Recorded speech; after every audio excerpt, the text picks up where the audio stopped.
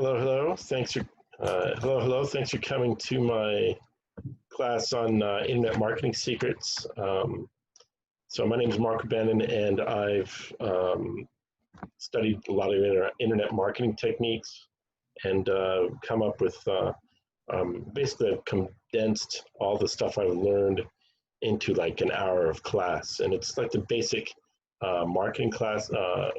It's like a basic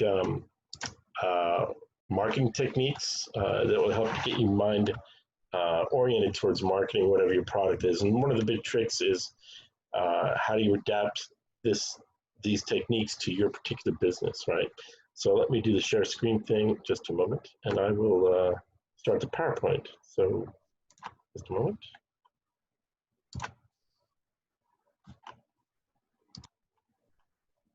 Okay, and just a moment. You can see my computer, right? Yes. Okay, just a second. Here it is. So here's my class. So marketing. A lot of people. When I tell them I do marketing, they go, "Hey, can you sell my thing, my product?" And some these are very interesting products, but they aren't necessarily stuff that's easy to sell.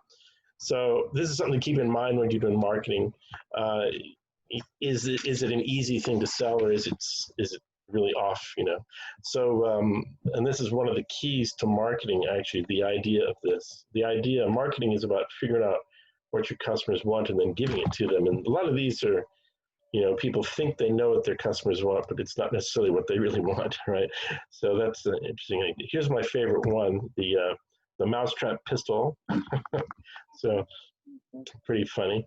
And that's actually a patent. So a lot of mousetrap has a patent, right? So a lot of marketers, when they get into, a lot of people get into business, they don't even know how to aim at the target, right? They don't know.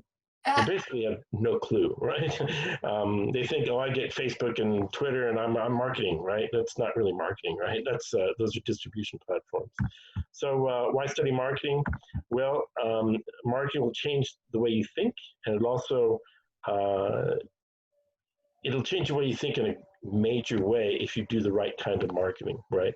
And it's what I teach is the business friendship model, which is the best kind of marketing. I'll get into that.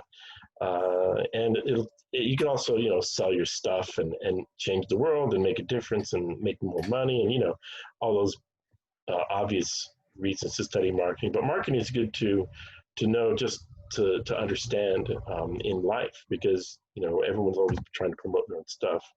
And let me see can you see this? This is one of my favorite peanuts. I had to dig and dig for this because I read it when I was a kid, and I had to dig for this particular strip. So used car seller, yes, you heard right. You've never seen such values. Come down to our showroom now. Don't delay. Come down now. Now is the time. Now. That's how most people approach marketing. They go, oh, let's just spend a lot of money on marketing and advertisements, right? And just blast the message and someone's going to get it. That's really poor marketing, right? There's another thing that to keep in mind with marketing is people think, well, I'm the creative guy. I just will hire a person to do the marketing for me, right? That's not a good idea, because the best businesses, smartest people in business understand marketing, or at least understand how it works.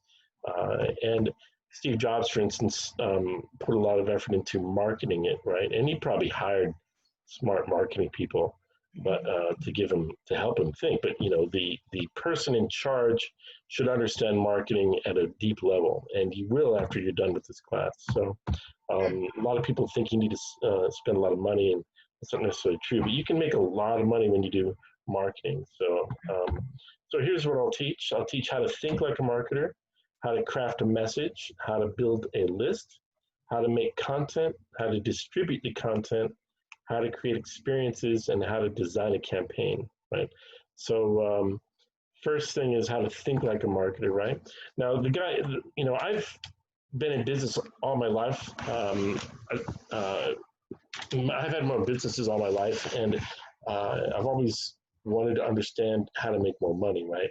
All of the guys, I've discovered some internet marketing geniuses in their courses, and all these guys who I've learned marketing from, and I've read books on it, before, but lots of books on marketing. But these guys are the best. And you could go to college and take marketing classes and learn all the general marketing techniques, and they're pretty good, right? But these guys have all made $1 million in a single day on the internet. And here's one of them, Frank Kern. He actually lives in San Diego. He sold $50 million worth of products online. He's one of the top copywriters in the world. He's brilliant, right? Frank Kern. And he actually had a course on how to teach dogs tricks. He also taught a course on, I think he did a course on how to teach parrots how to talk, so you can do all kinds of bizarre things. Who would buy that? But with the internet, you've got, people are selling swords online and they're making money because you can reach a huge market online, right? So he had $1 million day, of course. And then John Reese, this is the first man to make $1 million in one day on the internet. And he did it by generating 1 billion hits on his website. And I'll show you how he did it, right? There's a technique. Well, I'll show you. So he's the first guy to make $1 million in a day, and he's friends with Frank Kern. In fact, all these guys know each other, right? Evan Pagan is another one of the marketing guys. He wrote a course called Get Altitude, and it's a $10,000 course. He's sold $15 million selling products online, and he has many brands, right? Jeff Walker is the man who created something called the product launch formula, where you create a product and you're going to launch it. And his system has fueled $400 million in sales online. So he's done a lot of, he's one of the other geniuses, right? So he's made $30 million online himself. And again, he's had $1 million day like everyone else. Brandon Burchard, he used to work for Tony Robbins. He did a course called Total Product Blueprint and several other courses. And he's a best-selling author. And I think he made $7 million online. And he had $1 million day also, right? Here's Frank Kern and John Reese teaching Tony Robbins marketing. And Tony Robbins has redesigned his marketing to use their techniques, right? But this is something you call social proof. So I'm going to talk about some of their secrets. It's not really secrets. They're just stuff that a lot of people don't know. A lot of people in college use marketing, but they don't use this stuff. And these guys go way beyond a traditional marketing campaign. So here's a myth. They think it's a numbers game. So, all you have to do is just put a lot of people into the funnel and you're going to get some sales, right? This is what salesmen use to inspire people to make cold calls, really. So it's a numbers game. You make 1,000 calls and you'll get 100 people that respond, and 10 of them will want to be interested, and then one will buy, whatever it is. It's just you do lots of numbers, right? This is actually very poor marketing and very poor approach to marketing, right?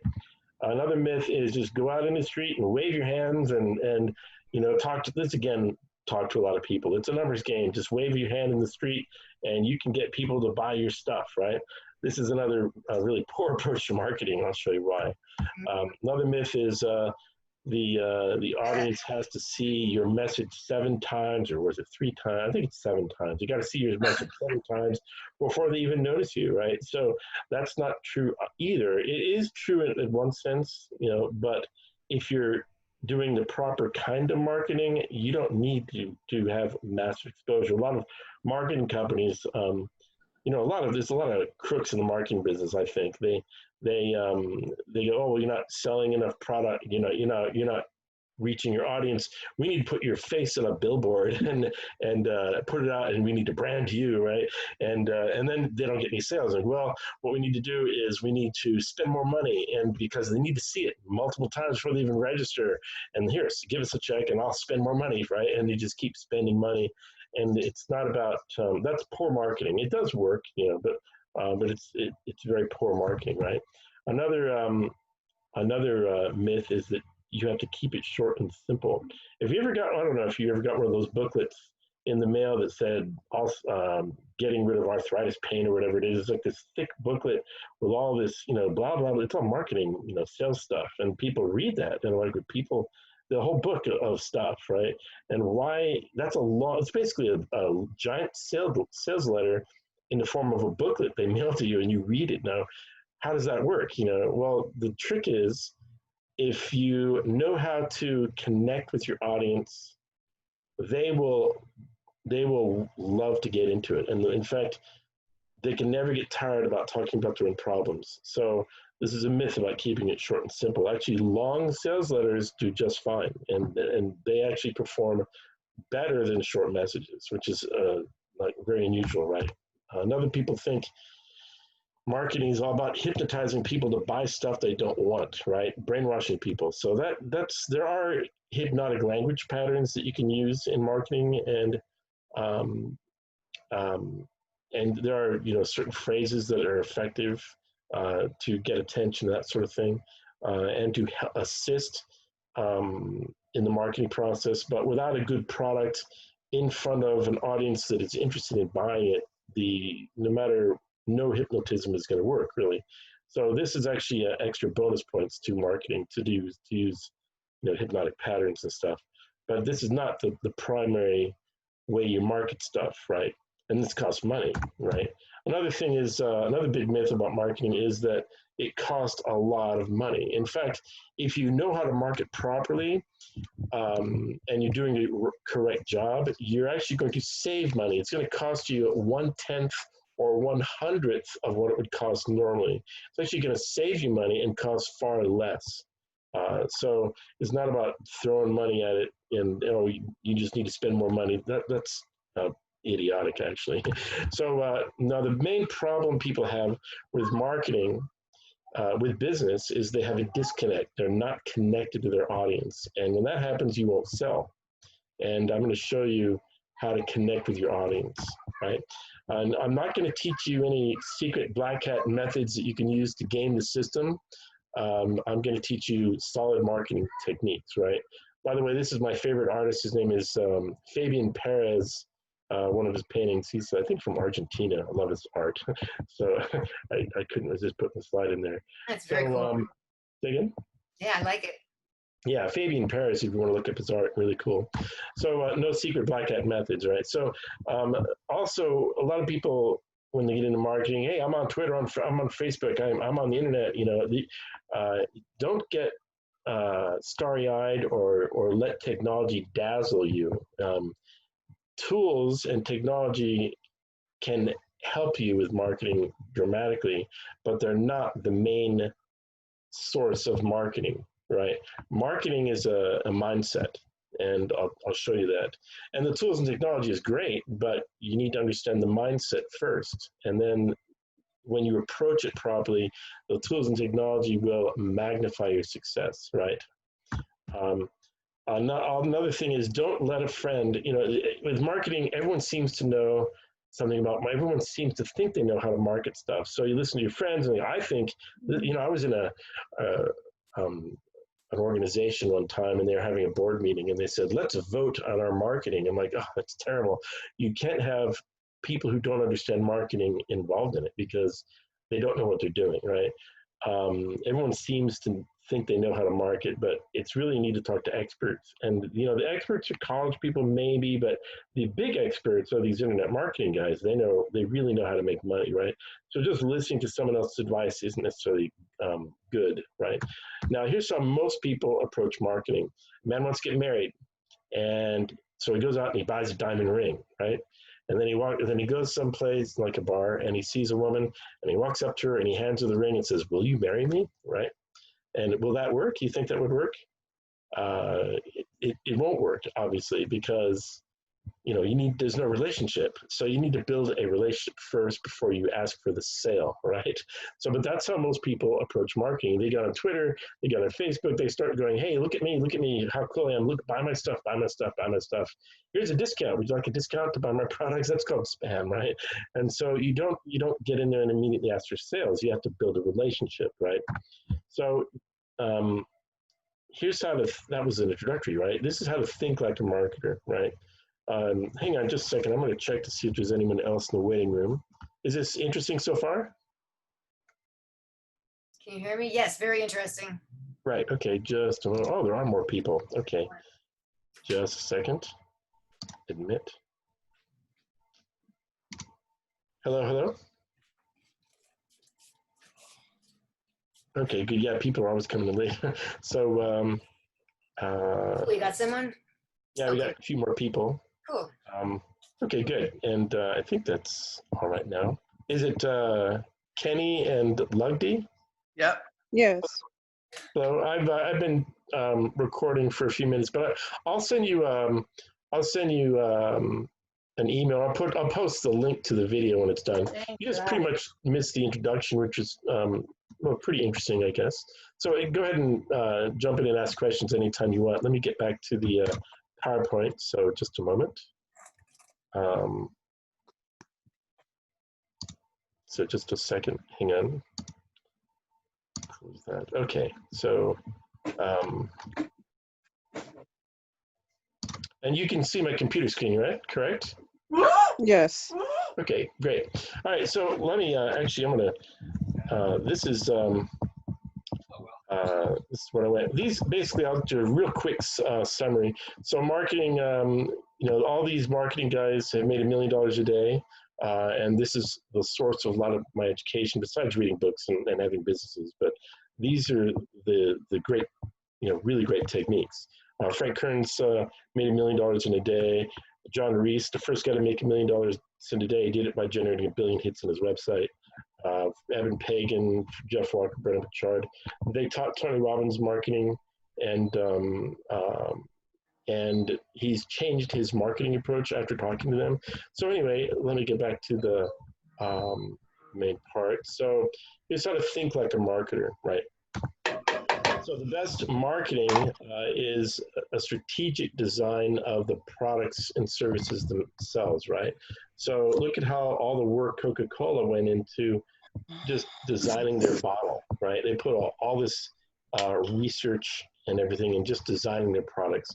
So a really well-designed product is important, and having a strategic plan on how you're going to sell your products is important. And you can actually schedule or plan out the way people buy your products. And I'll show you all that stuff, right? So this is what's called a marketing funnel: awareness, consideration, conversion, loyalty, advocacy. Conversion is where they're, awareness is where they get, notice you, right? Then the consideration, they're thinking about it. Conversion is they're buying your stuff, right? And if it's good stuff, they're going to become loyal, and and if they really love your stuff, they're going to go advocate to their friends. This is called word of mouth, right? And a movie, you launch a movie, and you spend $100 million at a movie, and you got all the right actors, and everything's great, and it flops. And then someone else will go make spend $20 million in a movie, and it'll succeed. I'm like, well, what the heck? I did the same thing. I don't get it, But so it's fueled by word of mouth, and this happens. This is a very fast process, and the word will get around real quick. So that's a marketing funnel. So here's a definition of marketing. Marketing is the science of finding prospects and turning them into profitable customers for your business, right? And More water? it's not hit and miss. It's actually a science. And with marketing, they test everything, and you can actually test something and find results. So that's a basic, beginning to talk about marketing. So let's get into a subject of why we buy. So why do we buy products, right? This is how I buy cars, right? I go by consumer reports. I look at the statistics. This car is more dependable than the other car. This is the way I buy cars, but very, very few people actually do this.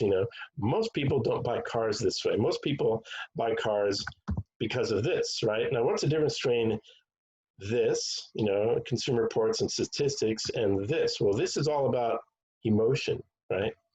So here's another example. Is this why you buy a car, or is this why you buy a car, right? So it's not about logic. It's actually about emotion. Let me move that down. So it's 90% of why you buy something is emotional, right? So I got this beautiful phone that I just got. If it shows up on my screen. And why did I buy this phone? Well, it's an emotional decision, and I recognize that. But and everyone's like, well, logically, I chose you know, people are insulted when you say it's not logical, but it's true. People buy stuff emotionally. And that opens a Pandora's box because a lot of people think I just need to educate my prospects and that'll get them interested in buying. That's not really true. Logic is, they use logic and it's important, but it's only a little percentage. And they use logic to justify why you bought something, to get rid of buyer's remorse, because you buy something and you immediately feel guilty and you want to turn it back in. So they put that little logic thing in there and it makes you, it reduces your likelihood of returning the product is what it is. But logic is somewhat important. And it seems like you see an ad on TV or something, and it seems like they're using logic, but they're really using emotion, right? So here's an interesting question. Name 3 things that you learned in college, right? A lot of people would have to think about it a little bit, right? Now name 3 of your favorite characters from your favorite TV show. Right?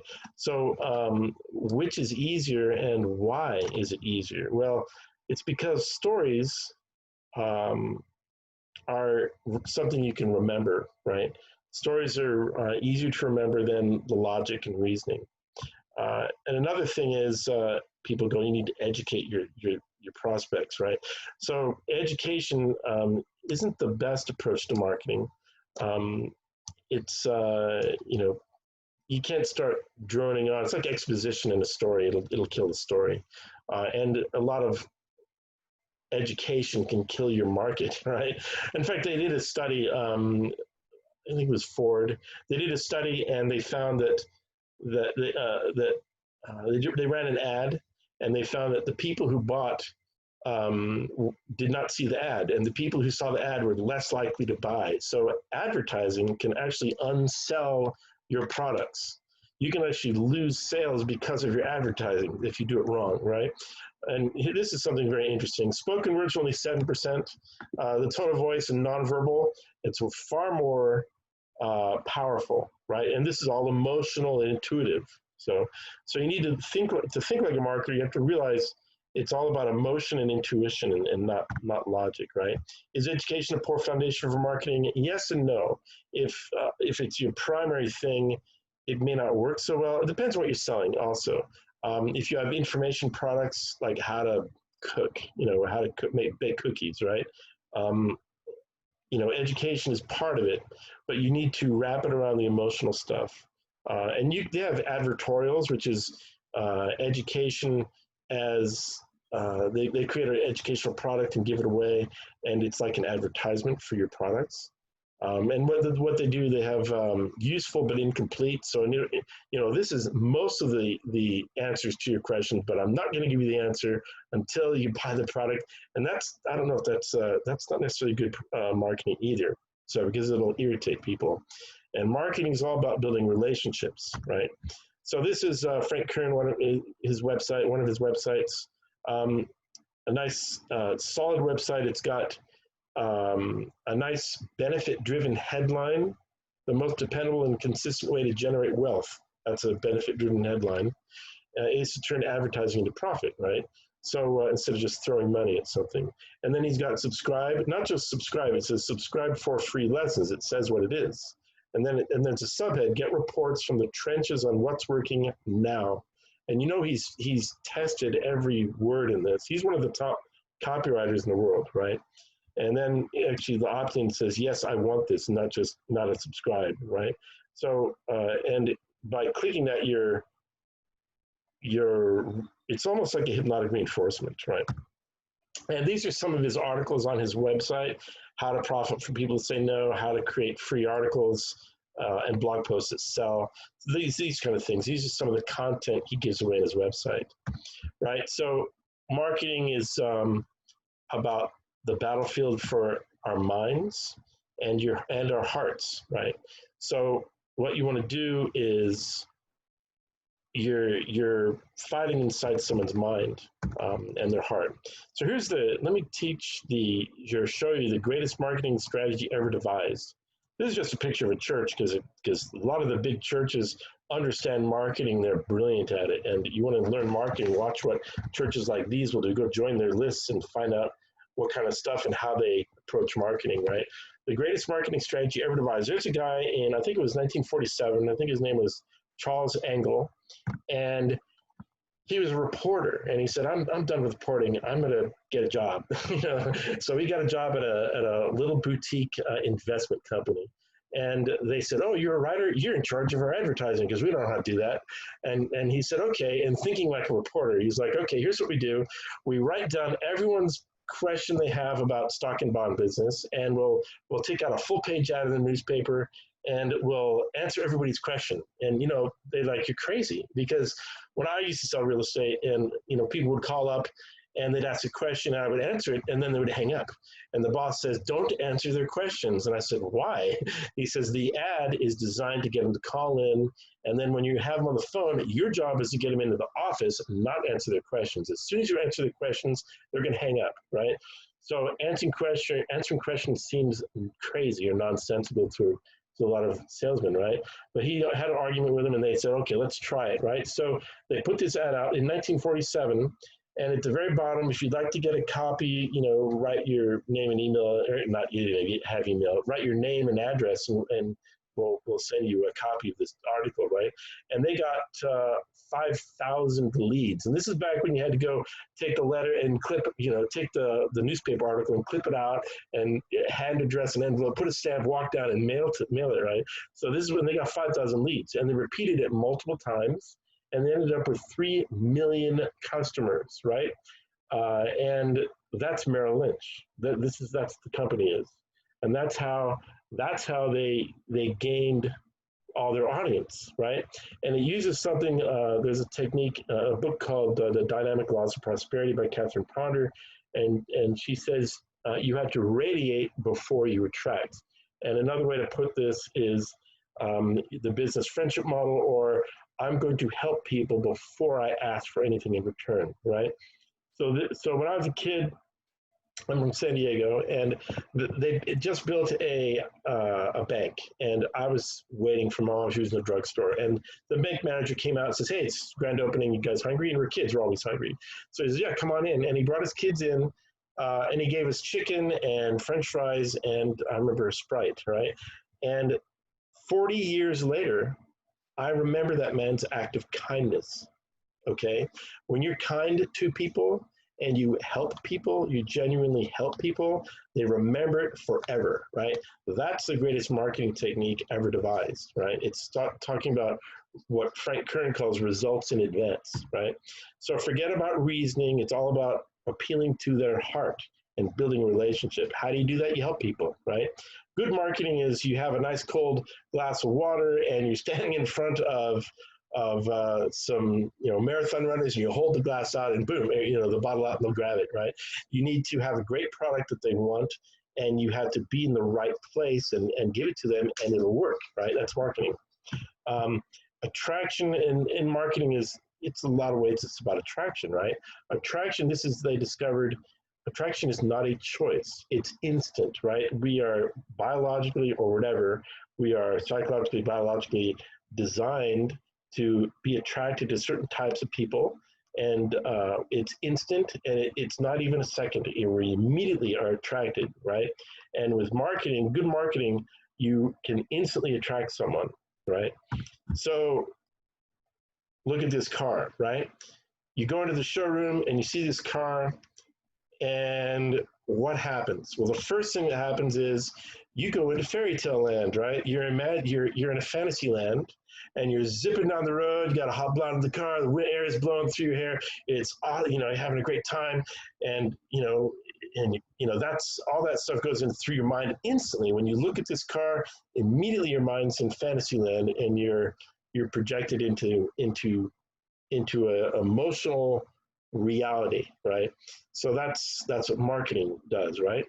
So why do businesses fail? Well, most people get into business, and the first thing they do is they think they come up with a product. They think this is my niche, and I've made an electronic mustache trimming device, and it's the best thing ever, and I've spent 20 years working on it, and I'm going to dump money into it, and nobody buys it. And I'm like, well, I just need to spend more money, and nobody buys it. And so basically, businesses fail because they lose the ability to connect with their audience, right? Again, the biggest thing is disconnect with your audience. So how do you connect with your audience? So by the way, you don't pick your niche, your customer does. This is my friend's sushi restaurant in San Diego. It's called Harney Sushi. Miso soup, and it's on Harney Street. So they used to say miso Harney Sushi as a joke, but it's Harney Sushi because it's Harney Street. And, when they opened the restaurant, they didn't have a menu, and people go in, what do you want? Well, we don't have a menu. so why don't we invent stuff? So the customers would sit with the sushi chefs and they'd invent stuff. They'd invent rolls, and then it would come back in and keep buying it. And finally, when they started to make the menu, and I was there, I remember, they're like, hey, we're making the menu. How would you like to put your roll in the menu? What do you want to call it? Let's call it the Maui Wowie. Let's call it the Todd roll. Let's call it the comfort roll, whatever. And the customers created the menu. Guess what happened to their business? Their business skyrocketed, right? They had a food critic from San Diego Reader come in, and he gave them a bad review, and so many people were pissed at the reviewer. They wrote nasty letters, and they retracted the review. They said, we're sorry. And by the way, the day after his review, it was full of customers. And I'm like, well, maybe bad reviews are great, right? So I gave them exposure. But the point of this is that you don't pick your niche, your customer does. You pick your general subject, and the specific niche, your customer chooses it. So the whole point of this is to figure out what your customers want and give them that, right? So here's an experiment they did. They took a little kid, and he was in a room. They put him in a room, and an adult came in the room with a box of crayons, and the adult dumped the crayons out onto they just dumped the crayons out, and they put candy in the box and closed the box. And then they brought another adult in the room, and they asked the child, what does that adult think is in the box? And the kid said, candy, right? And then they did it with successively older kids, and they got to a certain age where they found the kid says, well, crayons, obviously. So there's an age at which we gain the ability to look through the eyes of someone else, right? And this is how you think like a marketer. You need to figure out what your customers want and give it to them. And most people, when they get into business, they stop thinking like their customers, and they stop thinking about what their customers want, and this is what I think they should have, and that doesn't work. And so this is called an avatar worksheet, and this is what all these internet marketing geniuses do. It's sort of like conducting research, right? And it is conducting research. It's basically you draw a line in the middle of a piece of paper, and on the left you write fears, frustrations, worst nightmare. On the right you write wants, goals, ultimate dreams. So what is their ultimate fear, right? Let's say you're selling cooking cookbooks, right? So their ultimate fear would be, I'm going to cook some food and they're not going to like my food, right? Frustration is I make all these, when I make a lot of dishes, the food doesn't get done at the same time, and I don't know how to manage my time. For instance, that can be frustrating. Worst nightmare, you have a banquet in front of a bunch of famous people, and everybody dies from your food, right? I mean, that's what that is. And you sit down and you write these down. What do they want? They want great food. They want to be able to cook great food, and they don't want to be confused by it, and they want it to be simple and easy to work. And their goal may be to become a great cook, right? And their ultimate dream would be maybe open a restaurant, whatever. This is an idea, right? So this is called an avatar worksheet, and every marketer that I've talked about, they all say, Frank Kern, Evan Pagan, Jeff Walker, John Rees, all these guys, they all do this. The first thing they do when they want to start a business is they create an avatar worksheet, and this is a tool to help you get into the mind of your customer. The ultimate way you do it is you ask people. You can actually find someone in your niche and ask them what are their fears, what are their frustrations, and so on. And ask people. If you have a list, that's one of the things you do with an email list. You go to SurveyMonkey, it's free. You create a survey, and you send an email to your list. Hey, I'm writing a new cookbook, and I want to know what you guys are interested. Can you please go to this the survey and answer the survey questions? And if you do, I'll give you something for free, a free recipe or something. That's to bribe them to do it, right? And so they go there and they answer the questions.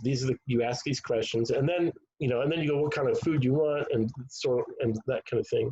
And then you send out another email, hey, and you share the results with them, because you want to involve your customers in the relationship. And the more they're clicking and doing things, the more they're involved with you. And so here's the results of the email. People want to learn how to cook Thai food, and I didn't know that, but now it looks like we're gonna. So then most of the people wanted Thai food. So I'm gonna create a cookbook on Thai food, and guess what happens when you do? They're gonna buy it because that's what they wanted, right? And it's all free. That's something you can do with marketing. Very simple thing. And you would think this would be easy. And the Merrill Lynch thing, giving stuff away in advance, most people don't do that. Merrill Lynch doesn't even do that anymore. That's how they got started. They've forgotten it, right? So what you're doing is you're looking for the hot buttons of your customer. You're looking for the thing that I'm going to check to make sure no one else is in the waiting room. Okay, looks good. So you're looking for the hot buttons of your customer.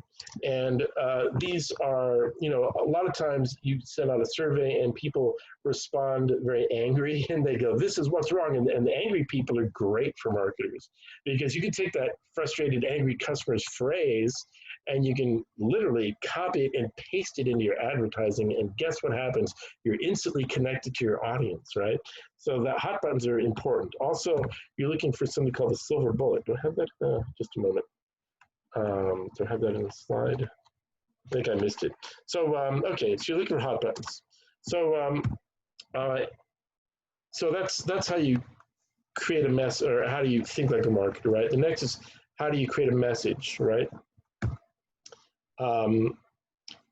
This is how to connect with your audience. And the hint is you're dealing with their desire and giving them what they want. So what is it? Where does the doctor send you? The doctor sends you to a specialist, right? He'll send you to like the knee specialist. And then the knee specialist will send you to the guy who wrote the book on knee surgery and the guy and they'll send you to the guy who wrote who works on the football team, local football team, right? And so celebrity authority is very valuable in your marketplace, right? So when you're talking about your message, the idea is you want to become a celebrity authority. And guess what? You can manufacture celebrity. Houdini was an average magician. He knew marketing, right? And it's a surprise. And so you can manufacture celebrity authority, and there are specific ways you do it, right?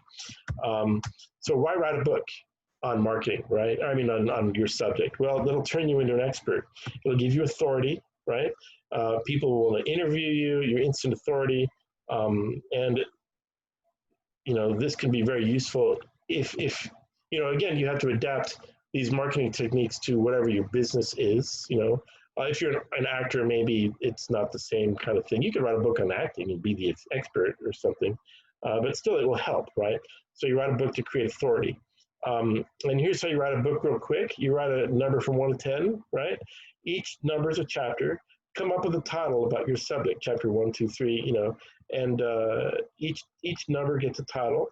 And then each chapter, you sit down, you think about that title, and then you start talking into a microphone or your phone, right? Which has a microphone.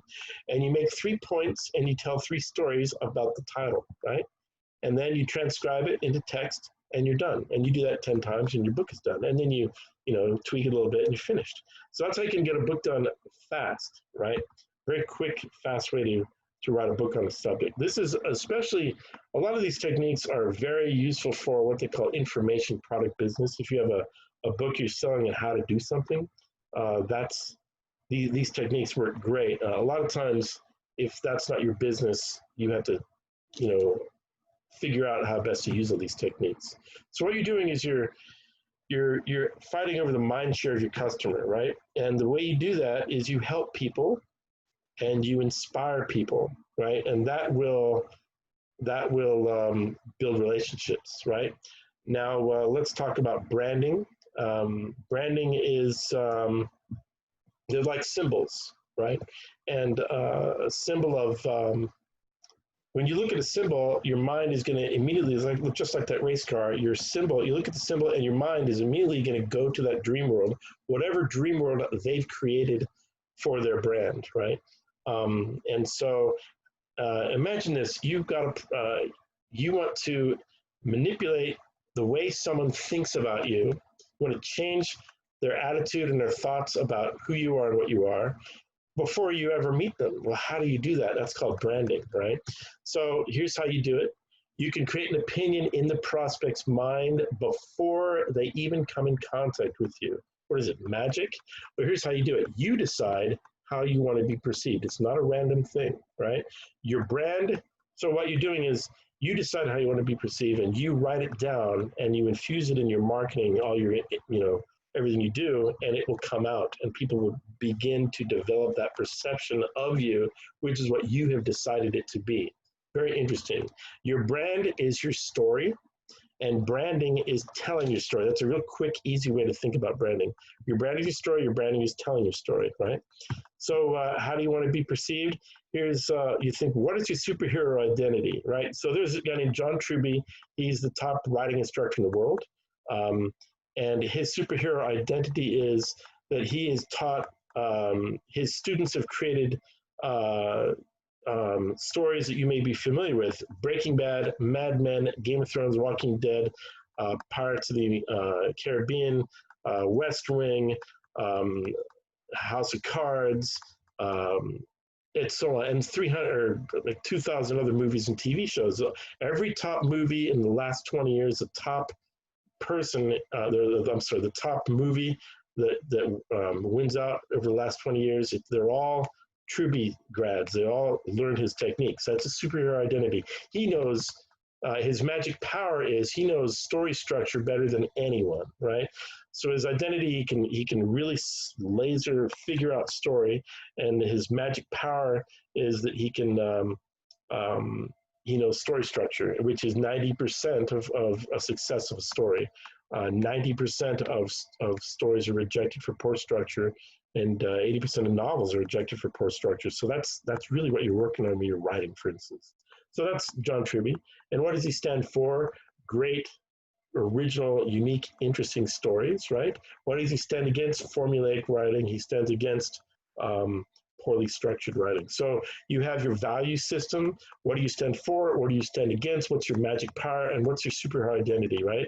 And what you're doing is you're going to stake your claim in the marketplace. I'm going to plant my flag in the marketplace. I'm this person. This is what I stand for. Here's my magic power. Here's my superhero identity. And here's what I stand against. So this is, you write this down, and then this is your who you are and your brand, right? So then the next thing is how do you build a list? And let me check to see how many slides I've got. I'm at 70, and I've got a good chunk of slides. So we'll see how it goes. And again, if you need to drop out early, that's okay. I'll record it and post it on the list. So here's how you build a list, right? Now, what is the most valuable asset in your business? The most valuable asset, is it your skill set? Is it your connections? Is it your location? What's the most valuable asset in your business? Your most valuable asset in your business is your list of customers and the relationship you built with your customers, right? So what is the lifetime value of a customer, right? You don't want to just sell them one thing. You want to sell them something and then sell them something else, sell them something else. And in the buying cycle, the most difficult part is initial customers, right? As soon as you get a customer, it's easier to sell them more stuff, right? So you want to, if you have one product, they're going to buy, and then you're always dealing with that most difficult phase of getting customers. But if you have someone that like your stuff, you need more products, right? And so you're thinking, what is the lifetime value of the customer? And they talk about purchasing customers. So let's say you spend $5 to buy a customer, and now they're interested and they're buying your stuff, right?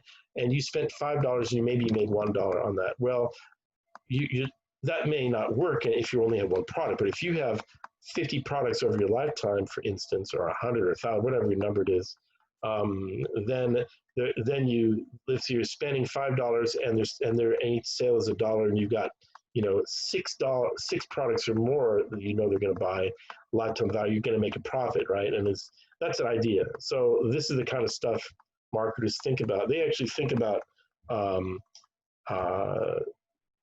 how much an ad costs, what results it gets, and as soon as it passes that level where you're making more money than you're spending, like you spend $5 and you're making $6. Wow, now you can scale it up and dump a lot of money instead of you're not spending $5. You know, they'll do like a test, so like $20. They'll do tests and they'll find out what works, and then once they find something that works, they'll dump $200,000 into it or whatever. They'll scale it up, and because it's going to generate profit. So that's and a lifetime value of a customer is very important, right? So your goal is to build a list. You have 3 goals.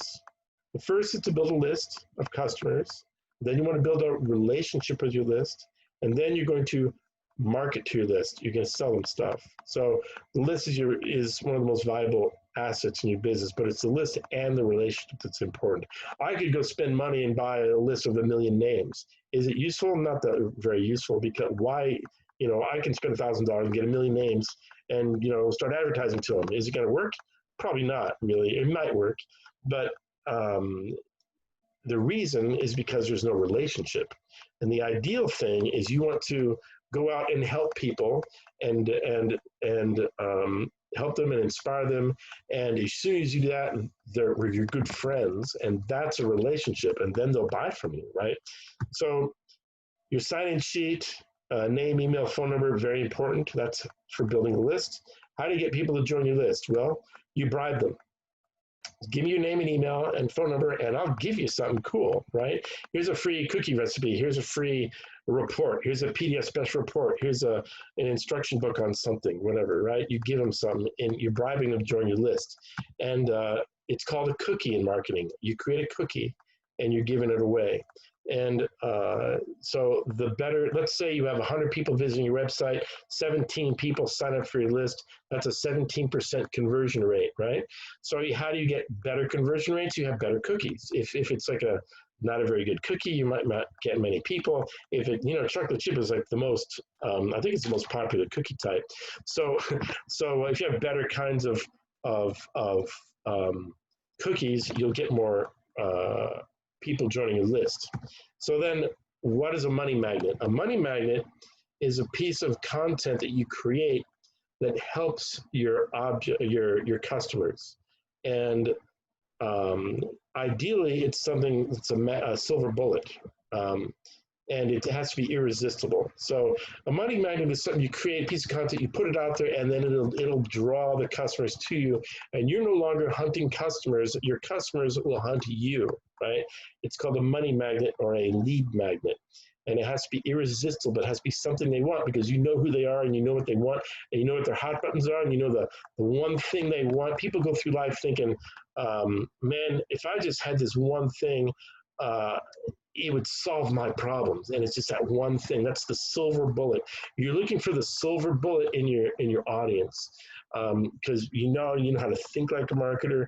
You're looking for what they want, and you're looking for the silver bullet in their mind. And if you can figure out what that is, that's marketing gold. Then you create a product, you give it away, and you solve that problem, and it's irresistible to them, and they're going to want to buy it. Or get it for free. You're giving it to them for free, right? And then here's a marketing, what's called a landing page or a squeeze page. This is basically a website, and it has one purpose. It doesn't have all kinds of buttons and check out this and none of that. It has one purpose: give me your email or leave, right? There's a lingerie store in Hollywood called Trashy Lingerie, and you walk in and you can't shop here. You have to become a member. You have to be a paid member to shop here. How much does it cost? $3. Like, okay, big deal, right? So, but by creating that they call it a lead, it's called a tripwire, and that tripwire turns a tire kicker prospect it'll turn them into a customer. And there's a major difference between somebody who's spent money. They're like 40 times more likely to buy. They're far more likely to buy than somebody who's never spent any money. So give me your name and email, and I'll give you this cool thing, right? And if what they're doing now, a lot of the marketers are writing books. And I'll show you that in a minute. And you get a physical book, and you're paying shipping and handling, and that functions as a lead magnet and a tripwire at the same time. And then after the tripwire, you give them your core offer, the thing you're selling. So here's how you build relationships. So that's how you build a list. You create something, you give it away in exchange for their info, right? It's called an opt-in form that you put on your website. Here's how you build relationships. This is a hint. So what you're doing is you're helping people, right? And you're helping people, and you're inspiring people, and you're solving their problems, and that's how you build relationships. Very simple, right? How do you sell them stuff? That's the third step. So you build a list, you build a relationship, and then you market to your list. You sell them stuff, right? Well, if you've built your list and you built your relationship, the selling stuff just naturally comes out of that. It makes it far easier to sell them stuff, right? So this is Frank Kern's system: content, content, pitch, content. You give them something for free, then you give them something else for free, and then you say, buy my stuff, and then you give them something for free, right? So every time you give them something free, they love you. And then you get something else, they love you, and they love you. And then they, hey, buy my stuff, then they hate you, right? And then you say, here's something for free, then they love you again. So even when you're giving stuff for free and they love you, and then they give something else for free, they love you more. And then you say, buy my stuff and here's something for free at the same time. And it'll tend to cushion their hate, right? And then you give them something for free and they'll love you. So most of the stuff you're doing is you're giving away all this great content, and they're going to be like, this is awesome. This is my friend. He's helping me, right? That's content, content, pitch, content. Frank Kern, no, it was, that's Frank Kern. John Reese, I think it was John Reese, he said, give away 200 pieces of content for every time you try to pitch, right? These are email marketing companies: GetResponse, Aweber, iContact, MailChimp, Contact. They're what they call content management companies, and they manage your email list. But most people, when they get a list, they start sending them spam, and you don't want to do that. And so it's all about helping people, right? You don't want to say, look at me, buy my stuff, give me, here, you want to buy, here's a discount. None of that. You want to, that's me oriented. You want to be customer oriented, figuring out what they want and helping them achieve their goals, right? So that's how you, so we've talked about how to think like a marketer, how to create a message, how to build a list. Here's how you make content, right? Content, this is your customer. He's just like your hungry dog. He's sitting there waiting for great content, right? And he's got his problems and he wants to solve them. He doesn't know how, right? And so if I drop like a piece of cardboard in that bowl, he's not going to eat it, right? So what you want to do, you want to give him something he wants, like a bone or meat or something like that, right? So you need to think about your customers again, right? So this is Valentina Lisica, concert pianist. She couldn't get a job playing in a nursing home, right? She's from Russia. She came to America. She couldn't get a job anywhere. And so what she did, she went to the London Philharmonic Orchestra, paid money for them to play in the background. She played a piano. They gave her social proof. She took a video camera, recorded it. She did 100 videos, right? She put these videos on YouTube, and guess what happened? She got millions of fans. I go to YouTube and type in Rachmaninoff, Beethoven, whatever, and one of her videos are going to pop up. So, just a minute. So, so that's how Valentina Lisica built an audience, and she has millions of fans. Same thing with, I should have a slide for it, Felicia Day, who in the film industry, she created her own content. She built a massive following, and now she's got a business, right? If you're going to hire an actress, you're going to hire the pretty face, or you're going to hire the pretty face with 6 million followers, right? You're going to hire the one with all the followers. So it's all about creating content that people are going to like, and that'll build your list, right? So just a moment. So content, this is what John Reese says: content is not king, content is King Kong, right? So it's about content. Content's extremely important. If you ever go fishing, you see them chopping up fish and they're throwing into the ocean. What are they doing? It's called chumming the waters. So you're putting little bait out in the ocean, that'll draw the fish, and the little fish will bring bigger fish. And so this is called chumming the waters. And content is chumming the waters in your marketplace, right? And the content you create will draw different kinds of, different kinds of chum will bring different kinds of fish. And so different kinds of content will bring different kinds of people that are interested in your products, right? So content factory is like, good boy. I'm going to give you some food. Good boy. Good boy. Say again? Okay, I thought someone said something, but so content, it's like little bits of chocolate. Hey, you want to try? You go to the C's Candy. What do they do? You want a sample? Here, have a couple samples. First thing you do is they give you a sample before they ask you to buy something. Even though they know you're there to buy something, they give you something for free. Go to Panda Express. Would you like to try a sample? Right? That's content, right? So here's what kinds of content. You don't just make generic content. You make a specific kinds of content to appeal to your audience, right? First, you figure out where they are now, where do they want to go, and what are the steps they need to get there. So there's Evan Pagan, one of the marketing guys.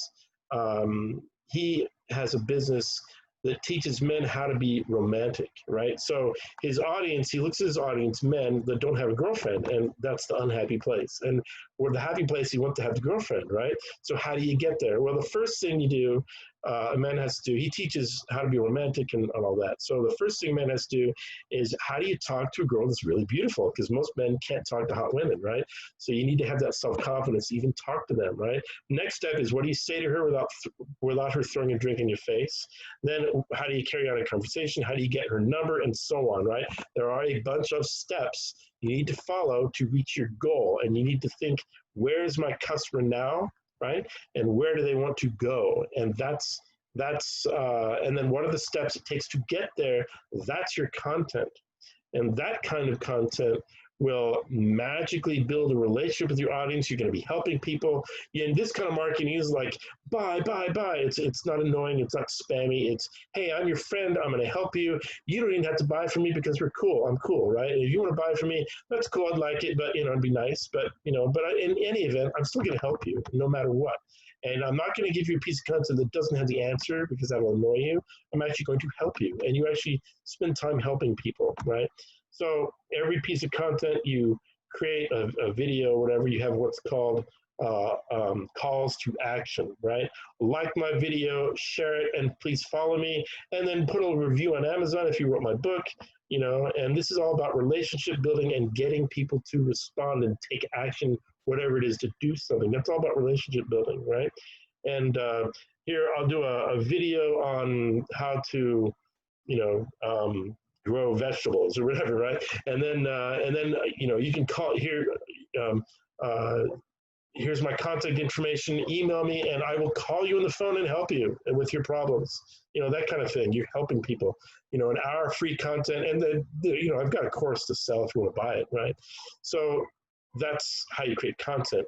Also, when you're creating content, it's important to use drama, emotion in your content, because that's like a lightning rod, right?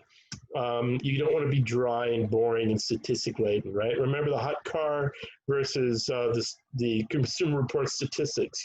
You want it emotional and cool and fun and interesting, right? You want to create an emotion.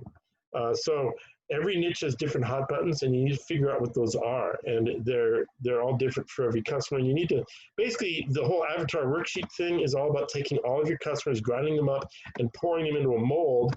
And that's your ideal customer. And that, you could even give the customer a name and who they are, and who they are and what they want and what their hot buttons are, and you know them, right? And then ideally you ask someone in that group, hey, what do you think? And you'll get stuff you have no idea. Like there's a marketing guy, he did a survey. A lawyer in Beverly Hills couldn't get a job. I mean, he not couldn't get a job, couldn't get many clients, and people aren't going in. He's like, well, why aren't people coming into my office? I'm a great lawyer. I'm in Beverly Hills. I'm really good. Why? So he had to do a survey, right?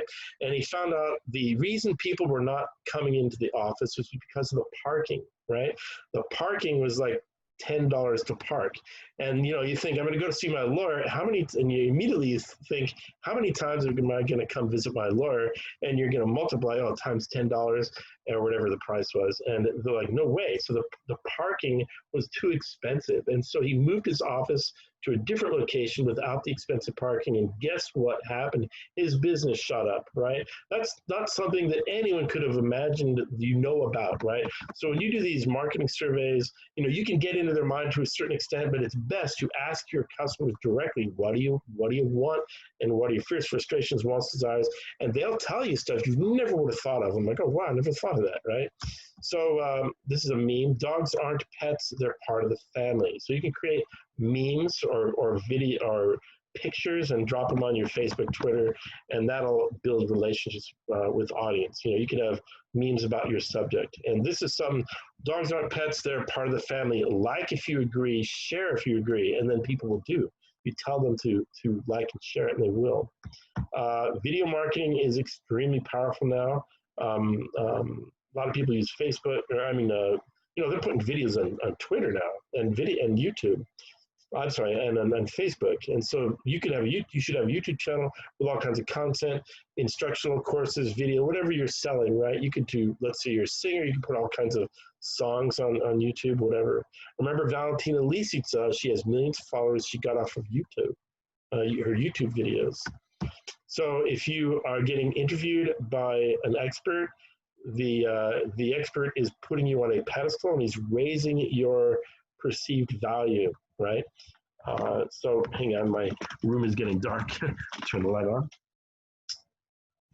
And so being interviewed is powerful. You can be an interviewer. You can go out interview, like Mark Zicree is always saying, go interview showrunners, and you know, and you can put on a show, put them on YouTube, content. And then you build a relationship with showrunners, for instance. So that's how you create content: how to think, how to create a message, how to build a list by giving them some free, how to create content. Here's how to distribute your content. A lot of people think these are marketing platforms. You know, they're involved with marketing, but they're not. They're a distribution channel, not really a marketing platform. They're designed to distribute content, and you need to think of the difference, because if you think, I've got Facebook and I got a website and I got YouTube and I even have an Instagram account, right? I'm doing marketing. That's not true. You need to know how to think like a marketer, how to figure out what your audience wants, how to create a message, how to distribute the content, right? So these are distribution channels, and they're very important, right? You can create a Twitter storm, create 1,000 memes. You go find Chicken Soup for the Soul people, right? And they're self-published authors who have sold 500 million books, right? And you go to their Facebook page, sign up for their page, and you're going to get memes every day about, you know, Think and Grow Rich kind of stuff, you know, about inspirational things, and, you know, just like Chicken Soup for the Soul kinds of things. They made lots of memes and they put them out, and that's part of building a relationship. Facebook ads.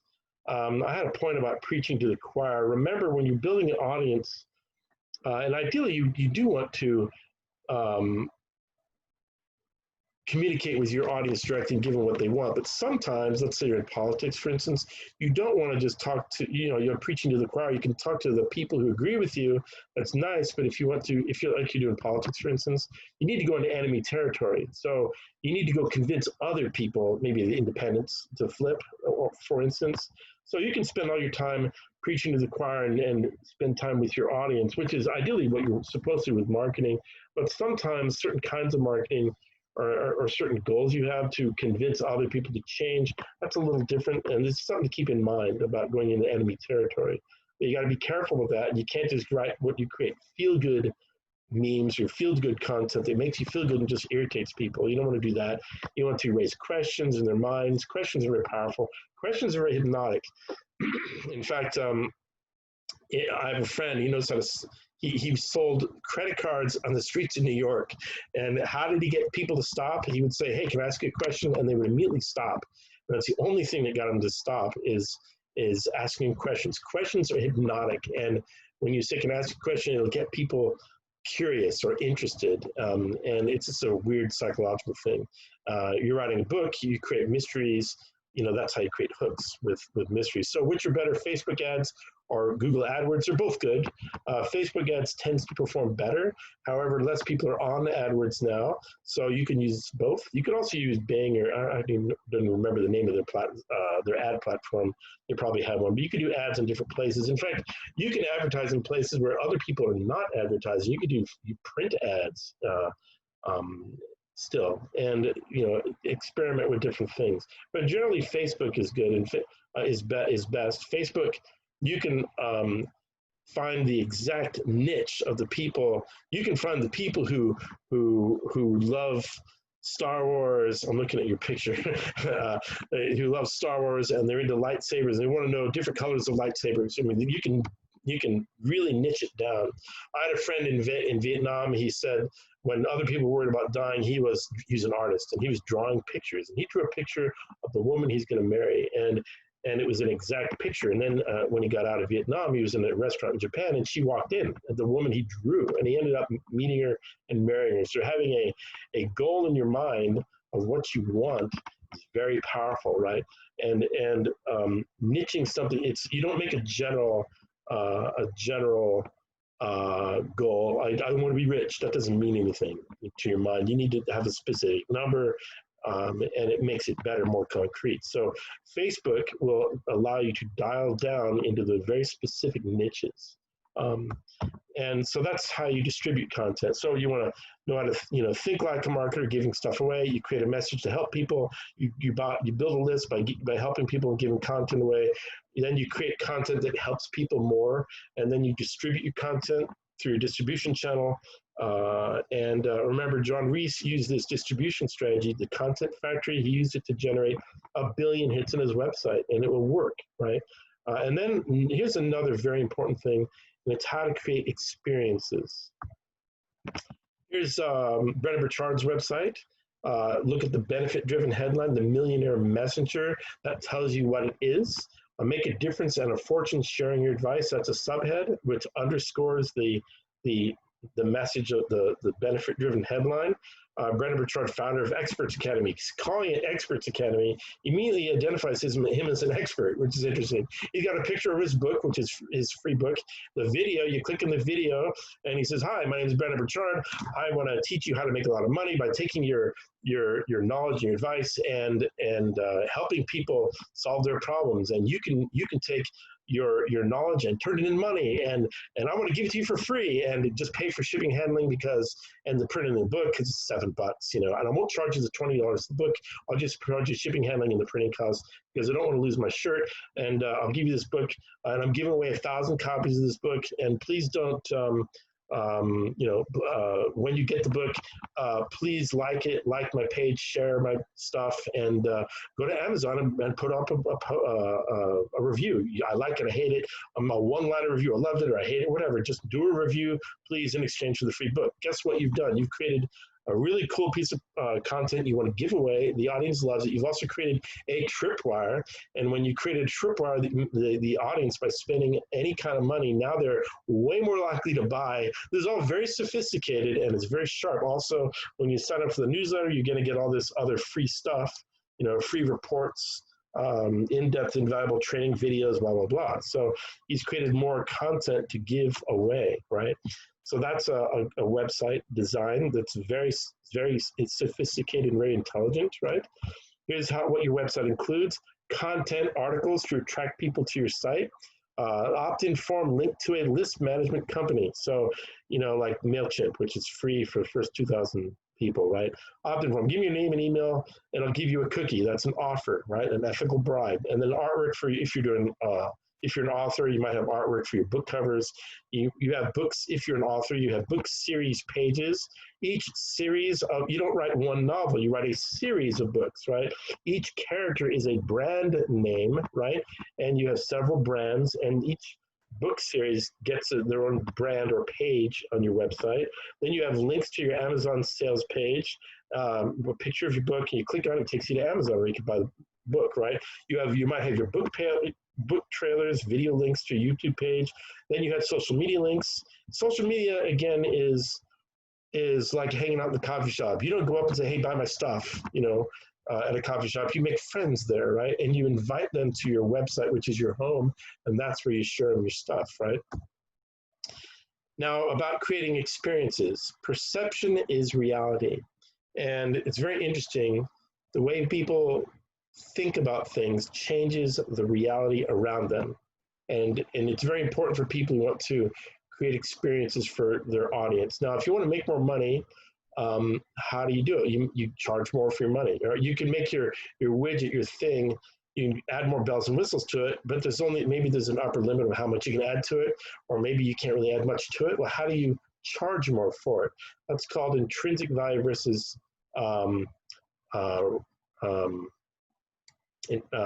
natural value. What's it called? Intrinsic versus practical value, right? So this is experience is where it's at. You want to control the perceptions of other people and therefore the reality that they live in and experience. You want to provide a unique experience for your buyers, customers, and prospects. And it's the experience that they're actually bonding with, that they're actually buying, right? Even more so than the thing, the widget, right? So what's the practical value of a BMW? It keeps the rain off you. It gets you from point A to point B. You know, it got a heater, passenger space, etc. That's a car, right? What's the practical value of a Rolls Royce? The same thing, you know? So why is a Rolls 3 times the price of a BMW? Because, you know, they're made by the same company, and I think it even has the same chassis. So why are they spending 3 times more money on the Rolls Royce? Well, it's a Rolls, right? What is that? That's intrinsic value. And you want to weave this into everything you sell. And because it's about the experience you're creating for them. And this is a very valuable thing, right? You have a date, got a hot date. Where do you take her? Do you take her here to the taco truck? Or do you take her here, right? Or do you take her here? Or do you take your date here, right? Or do you take your date here? Why? Right? What do these places have that the taco truck doesn't? It's all good food, right? Taco truck food's delicious, right? But for some reason, maybe this food is better, or you know, it's the environment. This is called intrinsic value. I think women understand this more than men because it's all about romance. Intrinsic value is very powerful in marketing, and this is why Trump became powerful. He knew intrinsic value. He knew how to make you know, beautiful places. It's all about intrinsic value. And a lot of people, a lot of business, you go to Bass Pro Shop, you go in and it's like you've entered a new place. You know, I've never actually been in one, but my friend said you go in and there's like, they've got like a jungle and a waterfall and all this great, I mean, what's a waterfall have to do with the products they're selling, which is like fishing stuff? And it doesn't seem to make sense. So intrinsic value, this is what you want to create for your customers, right? Prestige, you know, that, right? So now, when you think about buying a cup of coffee, you know, why do you drink coffee, right? Is this the reason you went and wrote the pros and cons and did an intellectual reason why you're buying coffee? This goes back to why you buy, right? Is this why you do it, or is this why you drink coffee? Because you're tired and I need to be awake. I need to get stuff done, right? So it's about the emotion again. And when you go buy coffee, you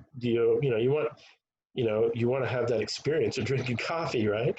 So nature's little kiss of goodness. So when you are going to make coffee, just make it at home, because you got, you know, people can make coffee at home and you can get your own stuff. It's probably better than what you can buy anywhere else. Or do you go coffee? Do you go buy coffee here, or do you go buy coffee here? Or do you go buy coffee here? Why, right? What are these people selling that you can't get in the home, the home brew you make at home, right? Well, they're selling an experience. They're selling an atmosphere, an environment, right?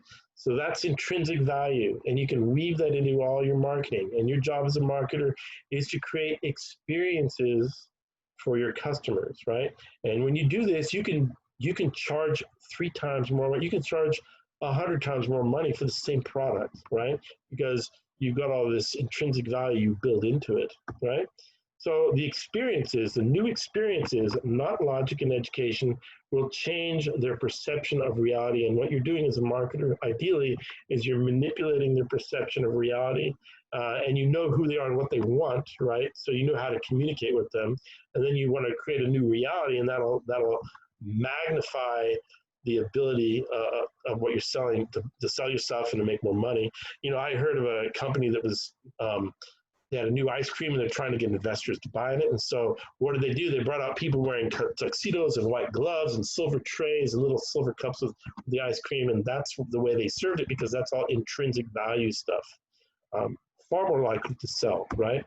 And you focus on what people want, right? Sex, family, wealth, you know, houses, that kind of thing. These are the things that appeal to everybody, right? So, and these are the things overall you can appeal to help create new experiences, right? Here's how you can design a campaign, a marketing campaign. And I know I've gone over an hour, so But you know, it's recorded, so if you want to drop out, you can watch it later. Hopefully you guys are enjoying it. So here's how to create a marketing campaign. A strategic sequence of promotions that lead to a desired result. Well, what does that mean?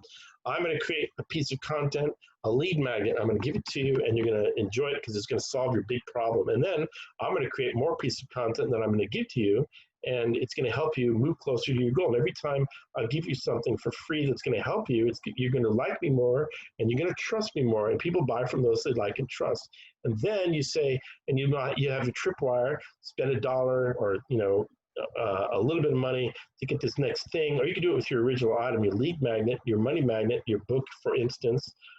Give me money for shipping and handling and the printing costs, and I won't charge you the extra $20 for the book, and I'll give you the book, and now that's a tripwire. They're far more likely to buy, right? And if the content you give them is very helpful to them, they're like, this is awesome. Then you give them your core products, right? And that's your thing you're selling. And if you could spend 3 years building a list and building a relationship with your list. Let's say you've got a lot of 20,000 names on your list after 3 years, right? Then you come out with your core product and you sell it. And let's say you're charging $2,000 for your course, the ultimate cooking course or whatever it is, right? Your course, you charge $2,000 for it. All you need to do is sell 500 of those. You sell 500 courses at $2,000, and you've made $1 million in a single day. And that's how these guys make money, right? This is an example, right? You always have to apply all this stuff to your particular market, whatever you're selling. Here's the old way to market: keep calm and buy my stuff, right? Just buy my stuff. Give me money, and that's the way most people approach marketing, right? Very poor. Here's the new way. I'm going to give you something for free, and it's going to help you, and you're going to love it, and I'm going to help you reach your goals. And then I'm going to help you, and I'm going to inspire you. I'm going to build a relationship with you. We're going to become good friends. And then, oh, by the way, I got this cool product, and it's got everything plus more. And it's going to walk you through your problems, whatever it is, and it's going to give everything you need. And it's X number of dollars, 300, 200, 500, 1,000, 2,000, whatever, 10,000, whatever you charge, right? And you do a product launch, and you can make the money in a day, for instance, right? So you're helping people, you're inspiring people, you're educating people, and you're creating new experiences for them, right? And here's another little add-on of thing I threw in. Here's how to create a press kit. You have your author bios. There are 4 copies. You have the long version, then you have a short, a not so long version, and then you have a short version, and then you have like a really short version for like Twitter or something, like a one-liner. So and what is a press kit? Is something to help reporters and people who are writing articles about you. It makes their job easier. I'm like, here, plug in here, and you get it. It's all done. All your work's done, right? Here's some bios, and you can use it for different places. Here's a press release you can write. Here's if you're an author. Here's my book synopsises. Here's a sample chapter of a book. Here's some sample interview credit. You want to interview me? Here's some sample questions you might want to ask me. It makes their job easier. They're like, oh, thanks, easy, right? Here's some excerpts from my book reviews. This is tailored to a novelist, for instance. I'm a novelist. So here's some book review experts. Here's the contact information. Here's how to get in touch with me. Here's some good quality photos, not at 72 DPI, which is internet. 300 DPI for printing in magazines, 150 DPI, good quality images, large so they can use it to print, and then smaller versions, all right? And then here's a cheat sheet or checklist, tips, and a speaker. If you want to invite me to be a speaker, here's a one sheet on that. So this is an example of a press kit, and this kind of thing you can use and put it in your website, and it's just an extra piece, right? Here's your action steps. You go out and you do your research. You create your avatars of whoever you're selling your stuff to, who are they and what they like and what they want and what are their hot buttons, what are their fears, their frustrations, their wants, their aspirations, their worst nightmare and their ultimate dream. What do they want? And that's important to know, right? And then you're going to have to figure out how you want to help them and inspire them, right? And you do that, then you want to figure out the experience you want to create for them by building an aura around yourself with like if you have a shop, a business, how you're going to decorate it. You know, I went into a taco place and I said, you need to have, it was called Colima's, which is a volcano, right? But you need to have a giant volcano sitting in the room, and you need to have thunder sound and sound of rain, and like, and every hour the thing needs to belch smoke, you know, because people come in to see the cool thing, right? Not to buy the food, but just to experience that place, right? So you create experiences. And then you might want to create a book, and you want to talk about you and your story, right? And be careful about talking about me, because it's really about the audience. So you do have you and your story for branding purposes to make you unique. But then this is how I discovered what I did. And if anyone wants to write this kind of book, I'll send you a worksheet on how, you know, how to create this kind of book. But you might want to say, this is how I learned my thing, and this is how I learned how I discovered these new techniques, and this is my story, and then this is how you solve your problem. And then you fill your content with something that's going to help people. So you have you in there, but you also and creating an aura and a story about yourself is going to be important to build an aura around you, right? And make people like and respect you and all that more, right? And then you have your tagline. A tagline is like a metaphor or a symbol, like in a movie. Do you feel lucky, punk? Winter is coming. The night is dark and full of terrors. Game of Thrones is full of taglines, and each tagline is attached to or describes the value systems of the society they come from. Right, a Lannister always pays his debts, so you mess with us, and we're gonna get you back, right? For instance, right? So the value systems are attached to the taglines, right? And you have a tagline with your company, like drink Coke, right? You know, or whatever it is. And so think about your tagline. You want to create your content factory, a massive amount of content, memes, videos, and stuff, and targeted into what the audience wants, not just generic content, but specific kinds of content, stuff that people want, right? Then you have your social media you turn on. See, all this work happens before you even turn on your social media, right? Then you turn on social media, and then you start distributing all that great content you've created. And then you might want to create a Facebook ad campaign, and then you build a website. Because once you do all this stuff, you want to send people to your website with your landing page, which is designed to capture the name and email address by giving them away something free, a cookie, an ethical bribe. Here's a free thing, and I'll give it to, here's my money magnet, my silver bullet that's going to solve your problems, and I'll give it to you for free if you give me your name and email and phone number, ideally, because if you send a text message, it has like a 98% open rate, and you know, emails don't necessarily have a high open rate. But you got to be careful when you get emails and phones. You don't start messing with people. You don't start sending them spam, because then they will immediately opt out of your list, and they'll be pissed at you. So you don't want to be irritable. Right? You don't want to irritate people, right? So these are your action steps on how to do this. And so that's basically the marketing course. So I hope it's been useful to everybody here. Anyone have any questions or remarks or comments?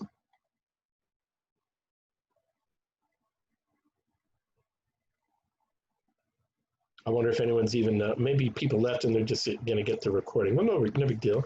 So yeah, you have any questions? Yeah, hello. Hang on, let me unmute you. Okay, go ahead. No, I have a question. I just wanted to let you know we're still here and listening. Oh, good. Yeah, because you never know. But right.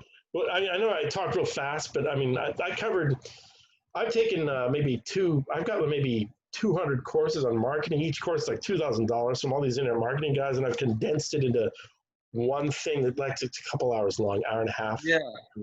And it condenses a lot of condensed information, and you may be overwhelmed. That's why I've recorded it, and I'll send it to you. But what do you? Yeah, it was really good. Thank you. Useful, right? What kind of business are you in? I'm a theater writer and producer. Oh, great. But I do some other things that I'm going to publish a book or two, and some ancillary stuff. I'm also I do transformational workshop stuff too. Oh, cool.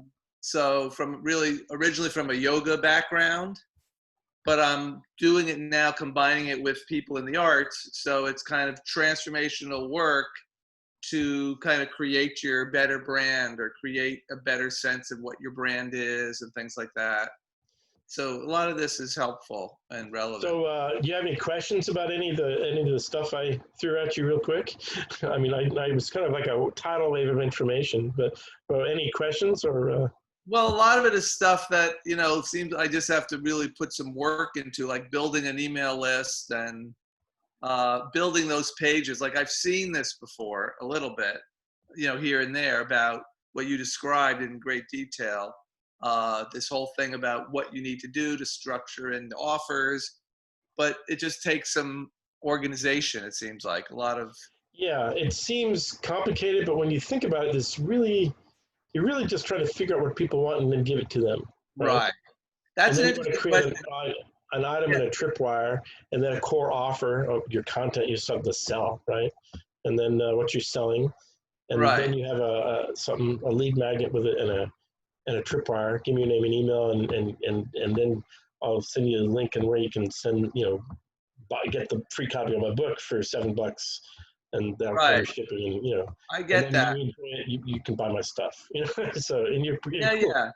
I guess I have a question about, so if you're doing creative work, like if you're writing film scripts or if you're writing theater, how do you apply the thing about the whole first step about using surveys to find, people who are writing films aren't really surveying people to find out what they want, right? Well, when you're talking about stories, right, you have like 10 major genres, right, about 10, right? You're writing in a specific niche. Like if I go to a Mexican restaurant and they bring out, Chinese food, I'm like, what? So. Of course. Okay, gotcha. Right. So you're right. So looking at the structure, you can apply this. Yeah, and you got a well done story. Like if you're gonna be a professional golfer, you're competing against Tiger Woods, right? So you got to be good, and it's not about just how good you have to be. Well, the best-selling self-published Kindle author in the world is John Locke.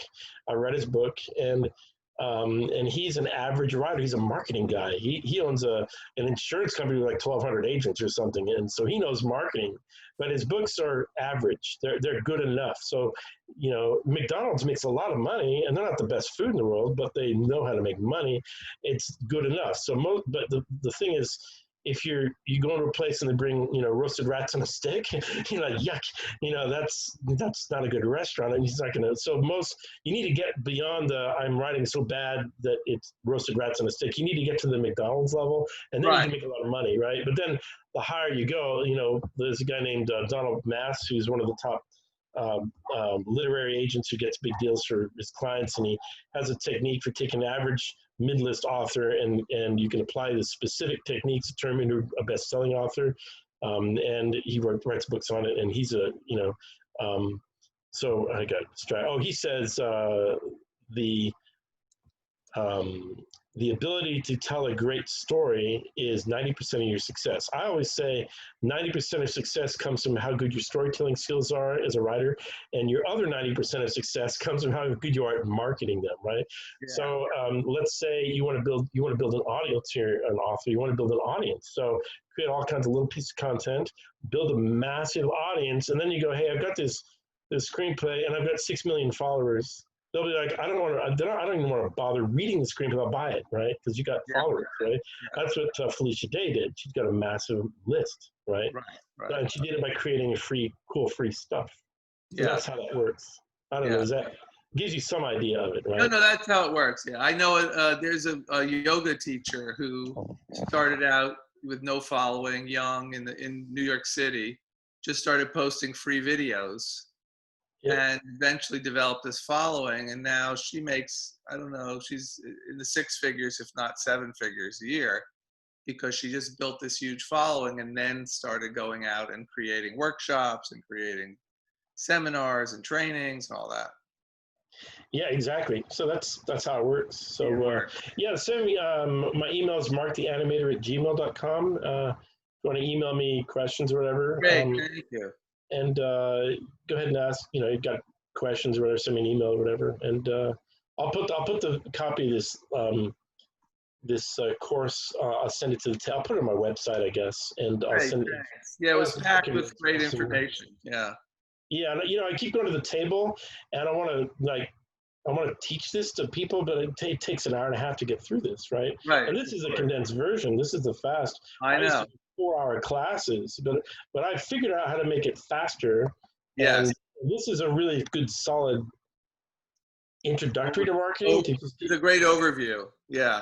get your mind screwed on straight, so you're not doing Right. crazy, stupid stuff, right? Right.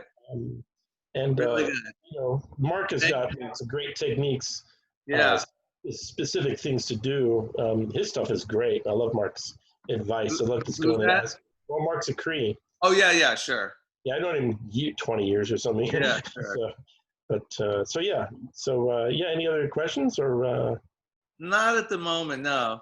Okay, and okay. Well, send me an email and send I me a will link. definitely do that. Yeah, thank you, Mark, so much. Send me a link to your website, and I'll check it out. And Great. and have any questions, I'd be happy to, Yeah. answer. So, and you know about John Truby, right? I know the name. I really haven't looked at his stuff, actually. I've heard his name before in the table mainly. Well, Breaking Bad, Mad Men, Game of Thrones, Walking Dead, House of Cards, Ozark, these are all his students. I mean, Yeah. You've seen his content, right? $15 billion at the box office, 15 million books sold. Yeah, And, wow. He's LA based? I've read a couple hundred books on, probably 100 books on writing. I read Right. everything by Writer's Digest books. I've read everything I've read like a couple 100 books on writing. I mean, everything. And Right. and I could take my entire library and throw it out and replace it with his book, which is called The Anatomy Story. And his book is 10 times better than everything I have put together, right? Wow. Although Ray Bradbury's book is my other favorite book on writing, and it's completely different. But the Truby stuff allows you to, just like Donald Mass's techniques are average techniques you can apply. I mean, there are techniques you can apply to an average story and make it a best-selling story.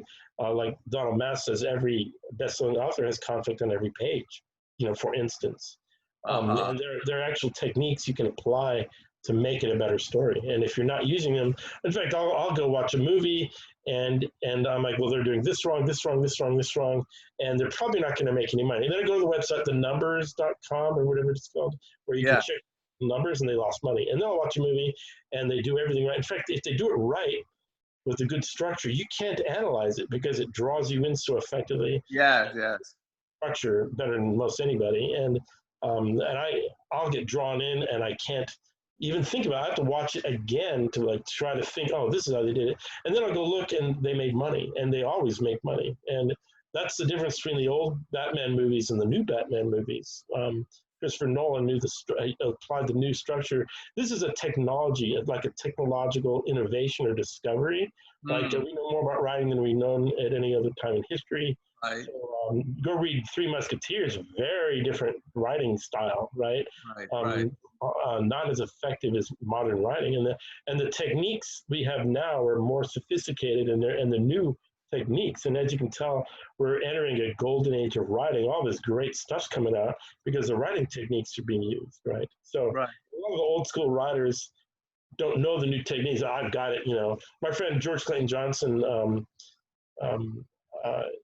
I love George.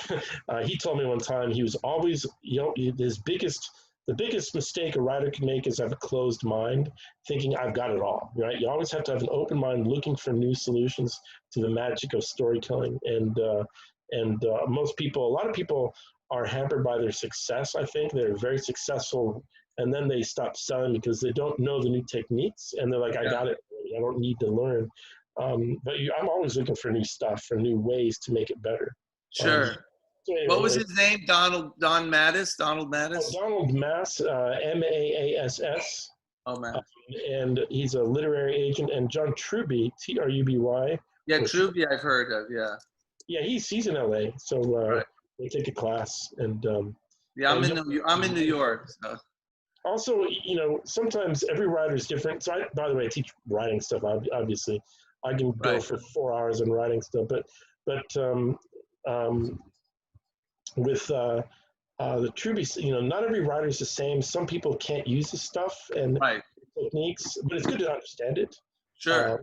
If you're an intuitive writer, you may have you have to invent your own process as a writer. Everyone does, and Right. your own unique technique system, right? There's the guy who wrote the movie Ghost. He would like zen out, and it would come to him, right?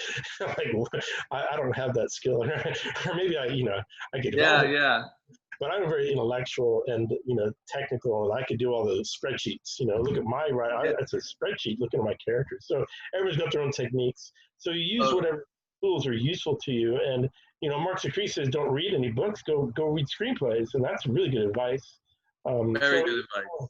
everyone has to figure out the way to get there themselves.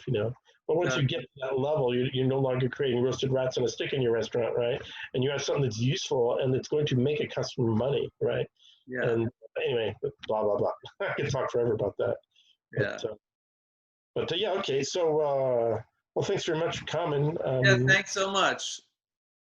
And well, I don't know if Jeannie's still there. Bye, Jeannie. So Hi, Jeannie. and well, yeah.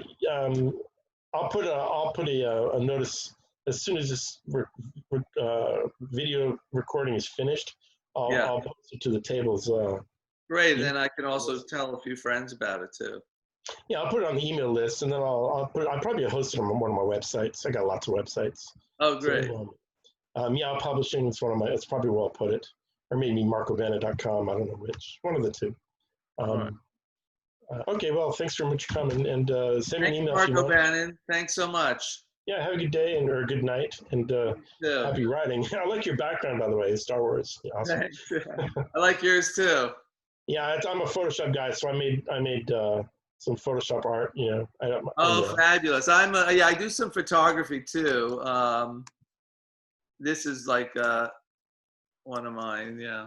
Oh, cool! Wow, you do Photoshop too?